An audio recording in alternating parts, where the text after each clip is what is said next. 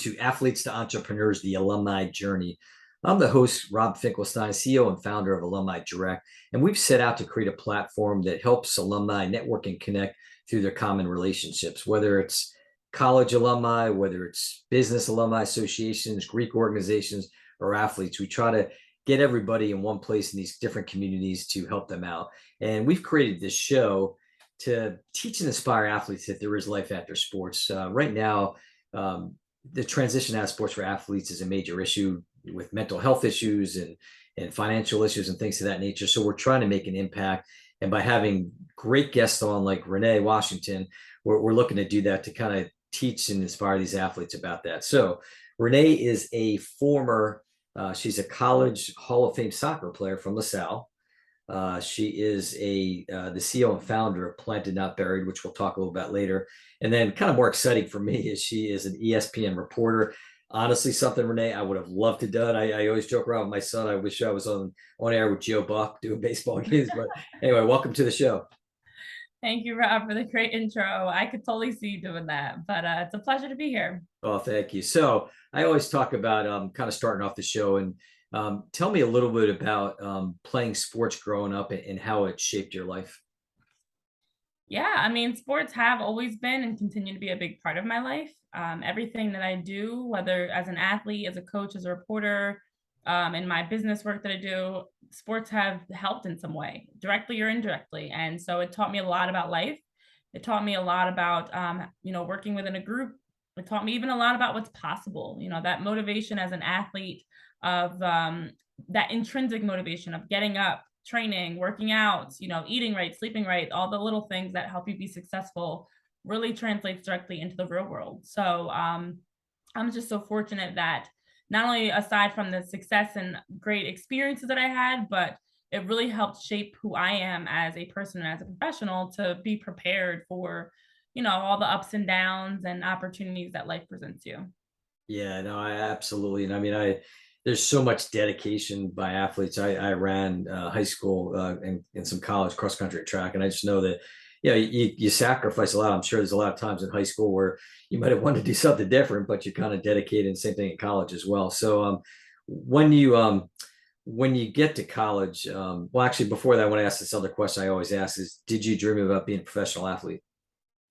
I did. I mean, I grew up in a sports family, so we watched games, went to games. I was playing every sport. Soccer was my best sport, but basketball, soccer, football. I even ran track. We watched and played a lot of different sports, and so for me, that's all I wanted to do. Was to play sports as long as I possibly could. And I was fortunate to have an opportunity to get into the NWSL. It didn't at that point, it didn't really work out the way that I wanted to, and that I had opportunities to get into coaching college soccer, get into reporting, and decided to make a change in my career. But, overall, I always dreamt of playing and staying involved in the game. And the irony is I still am. I'm not on the field. I'm not on the court anymore, but it still is exciting to be a part of it and in a way that I didn't even know was possible. So I still have those full circle moments because I dreamt of playing in the WNBA. I dreamt of being a professional soccer player and I made it just in a different way. Right. So I always dreamt of continuing to be like the best and being a professional. You can tell everybody that she's pretty passionate about sports. And I joke around, and so everybody that watches our episodes will always hears the same story. But I'll say that I wanted to be Major League Baseball player. Unfortunately, the talent wasn't quite there, so I'm doing this. You're trying to make an impact in the sports world from the other side of it. So fast forward to college. So once you're in college, one of the things I'm interested in, and it will you playing in college sports, more in today's times versus back when I was in sports. Talk about did your school work to help kind of develop programs to help athletes once they were done with sports and transition out of sports? Not as much. And that's partly why a lot of the work that I do, and I know a lot of the work that you do is focused on that, because it's so unfortunate to me that athletes are, and this is where the NIL even comes into play, but athletes are utilized for their talents. And then as soon as you're done, it's like, see ya. Thanks. Good luck with everything else. But I've seen so many athletes that just finished playing and didn't even know what to do with their lives. And it's sad. These are young individuals that have their whole lives ahead of them and have no idea what to do or how do I even function without sports.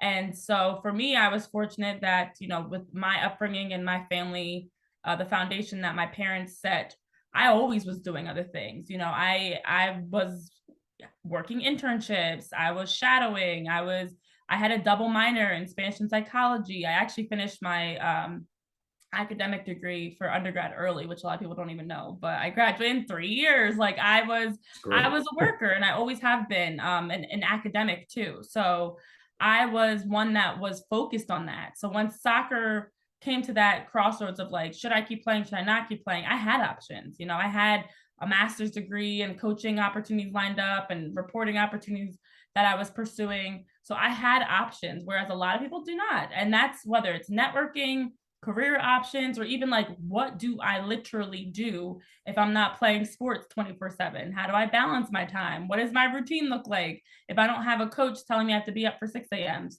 So it's tough because they take up so much of your life growing up. And as we talk about the sacrifices, I missed a lot of things because of sports. I'm appreciative for it. I don't regret a thing. But when you make that next step and you go into the real world, it's like, okay, now what do I do? So there needs to be more. There's definitely still not enough. And I think we're slowly seeing a shift, at least on the financial side of opportunities, but still not enough classes and discussions around what is life after sports look like? Like, what does that look like for you? Yeah, no, I agree. And that's kind of, some of the things we're talking about doing is going into these schools and kind of going in with a team of different resources that can help out these athletes, but to work with the athletic departments and kind of create a curriculum that not only helps out current athletes, but also alumni athletes as well.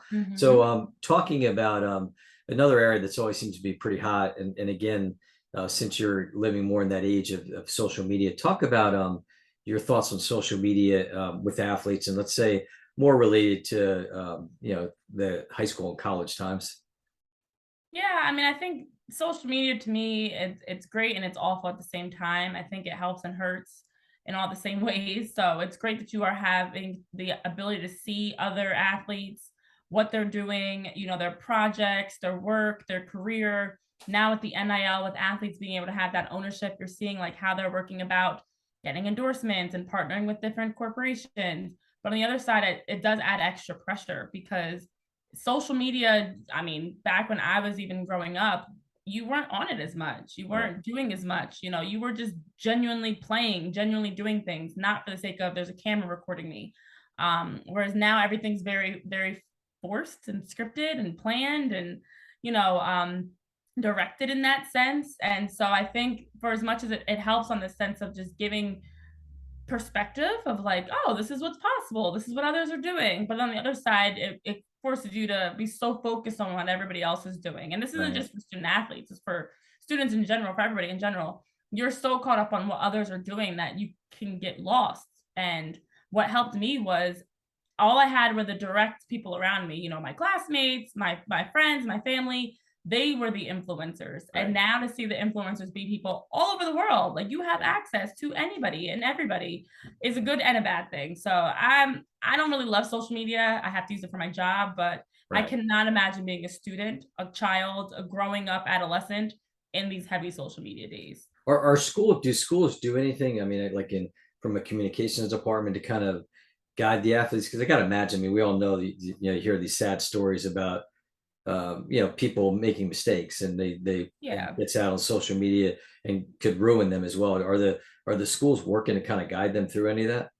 Yeah, there are definitely a lot of measures in place where the athletic departments will be kind of managing or checking to see like what students are posting. I remember we couldn't post pictures of us holding like alcohol and stuff like that. Like there are different things that they're doing to make sure you're not saying, posting, doing anything that could, affect your eligibility or affect, just your overall standings or reputation.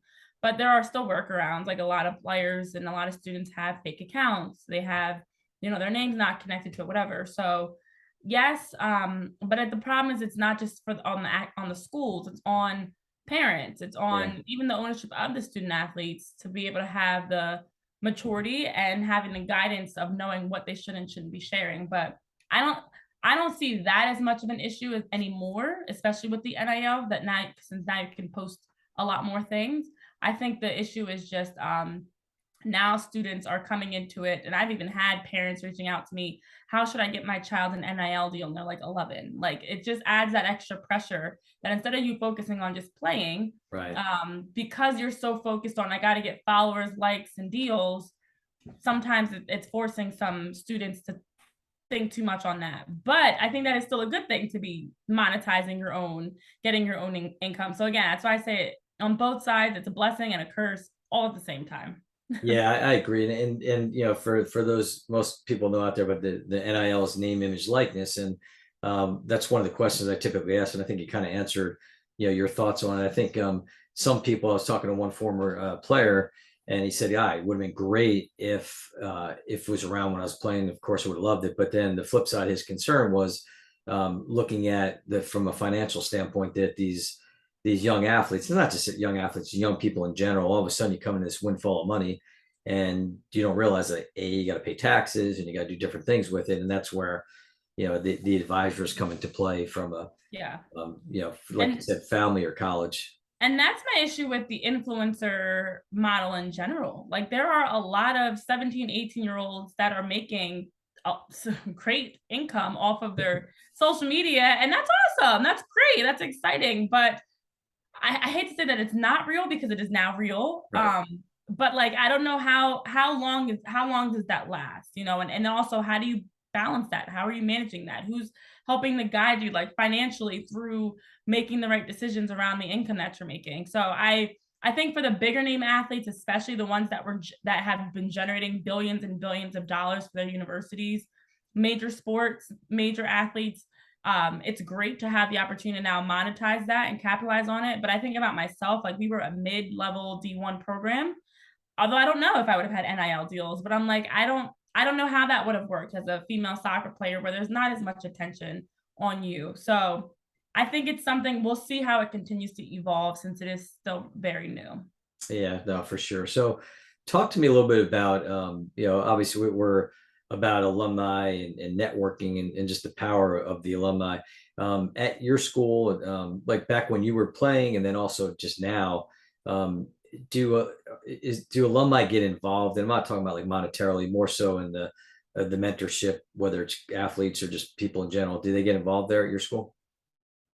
Yeah, I mean, we had alumni that would come back and watch games, or come back for like homecoming and things.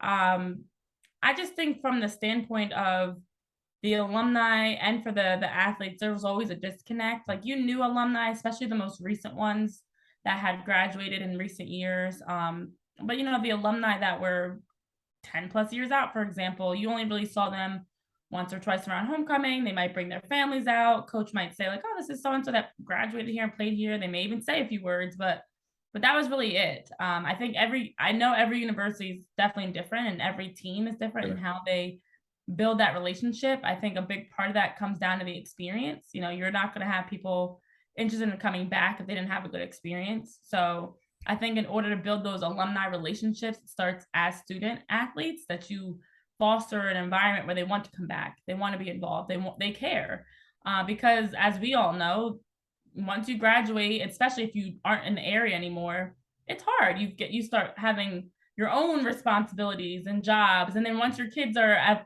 a certain age, now they've got you driving in a million directions. So to go out of your way and give back to your school is tough. Um, and I, as an alumni, still struggle with them. I'm like, I don't intentionally not come back, but there's no time. When am I supposed to come back? So I do think it just starts with doing a better job of fostering those relationships Yeah. as students, so that now they are more likely to make a way to come back and visit, or be a part virtually, whatever that may look like. Yeah, no, it's interesting. A lot of people we've talked, you know, creating that kind of that bridge from the current students to the alumni, because there's a lot of benefits we talk about all the time. Like, I'll talk about jobs, for example, is that one of the things we do within our community centers is have the ability for alumni to post jobs on there for other alumni. Mhm. And I always say that, if we're interviewing, if I'm interviewing five people, same credentials, but one went to University of Delaware, I'm going to hire the Delaware person. I think most people feel that way. So Yeah. it's that power of that affinity relationship, from the school, or like, also from athletes in general. I mean, a lot of athletes, we talk about athletes working together once you're out, is that, wouldn't it be great for someone like yourself as a former soccer player, and you're looking for some kind of whatever business support or investing or whatever, and you connect with a former Major League Baseball player or an NFL player or an Olympian, something to that nature. That's a big part of the alumni. So now take me through your transition. It sounded like, before I say the question, you talked a lot about, you seemed like you were doing a lot of things with internships and all that, which is fantastic, because you talked to a lot of people and they, unfortunately, they didn't do that. So talk about your transition out of sports. Yeah. I mean, I always have been one that's been juggling multiple things. I grew up playing many sports at once, so that's just kind of the best way I feel like I operate. And for me, as I started really trying to figure out what I wanted to do career wise and professionally, I, as a public relations major, was just actively getting involved. And our school actually made it where we had to have internships, for the communications department. You had to have at least one internship, and so through that internship is what got me encouraged to continue having internships and continuing to take advantage of the opportunities to get that hands-on experience. But it was through that I really started to understand there were aspects that I enjoy about public relations, and then there are aspects that I didn't really want to do. And so the content creating, conversations, working with people, I enjoyed that part, but I didn't enjoy the aspects of being in an office all day, or having the same routine every day. And so for my passion and the things that I enjoyed most, it as I was talking through it, it definitely aligned more with being a reporter and just having no 2 days that are the same. And the full irony is my undergrad degree is in public relations, my master's is in educational leadership. And for both of those, and even actually with my minors in psychology and Spanish, I was like, I don't even know how this relates to broadcasting, but it's not just about the broadcasting, it's about the other things that I do. So, like public relations work and definitely educational leadership directly relate to the work that I do within my organization and my work outside of broadcasting. So, I always say like there's value in your degree, in your education and your learnings, because you never know where it's going to make sense most, like PR helped me learn that I wanted to be a reporter, because through my PR relationships and learnings and conversations and mentors and bosses and different people I worked with, I was able to get a better understanding of what made more sense for me. But I still use PR every day. I'm working in PR. I'm working in educational leadership, just in a different capacity. But the transition was, we don't have enough hours in a day for me to fully take us through it. It was just a matter of me starting to really change how I was approaching things, starting to apply for opportunities to get into reporting, writing, editing, whatever it was. It all was behind the scenes to start. And then eventually just continuing to climb the ladder and pivot and adjust and reset where needed, until I was able to start working more on air. That's great. And I mean, you bring up so many good points there, and obviously everybody, you can tell that Renee's pretty very self assured, and she's done a great job with just everything she's going into life with. So, what advice would you give? Because we talked about. I mean, there are obviously, unfortunately, other athletes that suffer from different challenges because they haven't done some of the things that you've done. So what advice would you give to them, to maybe, if they are in somewhat of a funk, to kind of snap out of it and kind of carry on their journey? Yeah, I mean, I think for me, it's you always need to use things as best as you can, and that includes sports. Sports are a vehicle to help you get to some other opportunities. So as we talk about networking and alumni connections and different things, a lot of that came through sports. And so as you're training, as you're competing, as you're working on winning games and scoring and getting shutouts, whatever sport you're playing, also take advantage of those opportunities to learn more about yourself and learn more about what you want to do and what you enjoy doing and having conversations with people. because at some point sports do come to an end. We all get old at some point. We all have to retire and stop playing, at least at a competitive level. And so then what? And so you want to set yourself up to be prepared for life after sports, because it will come at some point or the other. And through just your, experiences, I still use my sports background and my soccer, especially my soccer accomplishments and connections. They still open doors for me to this day. So, do as much as you can within it, learn as much as you can, meet as many people as you can, but then always be thinking about what's next too, and how that translates into your next opportunities and jobs. Yeah, I mean that is phenomenal advice, and that honestly, it's like one of the best I've had on the show, because yeah, everything that you talked about there too, just at the end of knowing what you want to do, and thinking what's next. A lot of people, I've talked to some agents and coaches, and they said just unfortunately, people when they're playing, they're just so wrapped up in the sport, and then all of a sudden it's done. And Exactly. to do what you did is perfect, because they say just the best time to network and connect is when you're still playing, and unfortunately a lot of athletes don't do that. So Yeah. tell us a little bit about some of the exciting things you're doing. I mean, I mentioned in the beginning, this is the we went from 30,000 feet, now we're doing the Renee Washington commercial. Tell us a little about ESPN, because that's really exciting to sports fans, and then talk a little about your other business. Yeah, yeah. And to your last point, real quick, I think that is something that I had to learn. My identity the first 22 years of my life was Renee Washington, the soccer player, where people knew me as the goal scorer, the whatever, All American, whatever. Whereas now it's funny that not everybody even knows that side of me. I have to tell people I played sports, I played soccer, and they're like, oh, what? And now I understand that what I thought was what I was supposed to be doing the rest of my life, I'm just going to play soccer forever, which is, as a kid, your mindset. I Right. now realize my soccer career helped prepare me for my real career, like my professional career as a reporter and as an entrepreneur, and all these different hats that I wear. So with ESPN, I'm a college sports reporter. So I do sideline reporting. I'm up in the booth as an analyst, and I cover every sport. Right now in the fall is men's and women's soccer, football, also even like field hockey, but throughout the rest of the year, basketball, lacrosse. I've done swimming and diving, gymnastics, wrestling, just really being able to work in so many sports, baseball, softball. And so on the college level, I've been fortunate to cover every sport. And then also outside of ESPN, I do a lot of work within other networks. I've worked in and work in every league: WNBA, NBA, Major League Soccer, Major League Baseball. Just a lot of different work that I've been fortunate to do, and just covering a variety of sports. But the main work that I do now is on air with hosting shows and sideline reporting, or as an analyst. And it keeps me very busy, and it keeps it, as I mentioned, with no 2 days being the same. That some days I may have a doubleheader, another day I may have just one football game, or whatever it may be. But the great thing is to be able to meet some awesome athletes and coaches, be around different teams, and just still have that opportunity to stay connected with sports, just now in a different way. Yeah, that's great. That sounds like a lot of fun.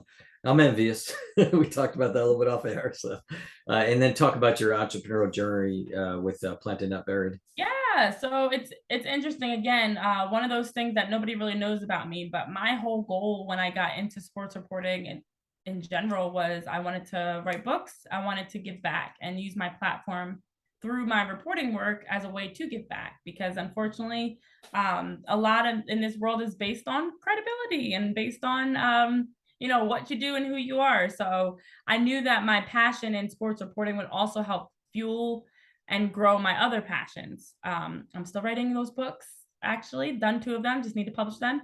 And then also, I'm in the process of, I've already launched a couple of businesses, but growing them. So, Planted Not Buried is the main thing that I'm focusing on right now. And so, with that, it's just the concept of creating the village, empowering, educating, inspiring people of all careers, all ages, all backgrounds through a variety of methods. So resources, workshops and classes, events, just a wide variety of content that we are providing to help in every aspect, whether it's financial literacy and career services, or mental health, nutrition, and wellness, and just providing those opportunities, that access that people need. So it's been exciting since I launched it in December of 2020. So we're coming up on year two of celebrating our second year anniversary this December, but definitely have some exciting things in the works for how it's going to continue to grow and continue to reach incredible people like it did to connect myself with you, Rob. So Absolutely. It's funny. I think you must have figured out how to do like 32, 46 hour days because everything you're doing. I got my head spinning with just how active you are, which is great. So how can yeah. people find you? Yeah, so the good thing is I've tried to make sure that I'm very consistent across all things. So my website is reneepwashington.com. My social media is Renee P. Washington. There is another Renee Washington that is a reporter, so I had to put my middle initial in there. So I'm on Facebook, Twitter, Instagram, TikTok, YouTube, every piece of social media at Renee P. Washington or Renee P. Wash on Twitter. So easy to get in touch with, always very responsive. May not respond right away as things are getting crazier and crazier, but I am responsive back to, just getting in touch. No, that's great. And we'll put that in the show notes. And you can find us on alumnidirect.com. You can also follow us on LinkedIn and Facebook, Instagram, all those, and follow the show Athletes and Entrepreneurs. As I said, we're looking to put content like this out for just to really make an impact in the alumni world, but especially this is, as I continue to look at and heartfelt stories of just ways that we can help athletes out in this transition out of sports. So thank you so much again, Renee. It was great having you on the show, and look forward to talking again. Awesome. Thank you so much, Rob, for having me and for creating this space and the work that you're doing to help out and making an impact. So I appreciate you as well. Well, thank you. Take care.